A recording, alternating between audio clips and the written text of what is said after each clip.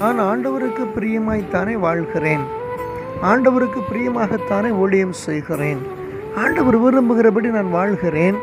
ஆனால் எனக்கு அருகில் இருக்கிற என்னுடைய உறவுகளோ, என்னுடைய நண்பர்களோ, இல்லை சில மனிதர்களோ தேவன் விரும்பாதபடிக்கு இஷ்டம் போல வாழ்ந்து கொண்டிருக்கிறார்கள்.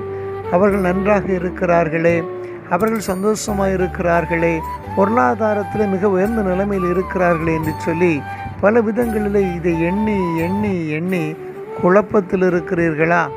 நான் உங்களுக்கு சொல்லுகிறேன், அவர்களை காட்டிலும் நீங்கள் தேவனுக்கு பிரியமானவர்கள். ஆம், ஆண்டவர் ஏற்ற காலம் என்று ஒன்று வரும்போது கர்த்தர் உங்களை உயர்த்துவார் என்பதை மறந்து போகாதிருங்கள். உங்களுக்கு சந்தோஷம், சமாதானம், நிம்மதி இவைகள் எல்லாவற்றையும் சேர்த்து தந்து நீங்கள் உங்களுக்கு தேவையானவைகளை பெற்றுக்கொள்ளும்படி கர்த்தர் அன்றைக்கு அனுக்கிரகம் செய்வார்.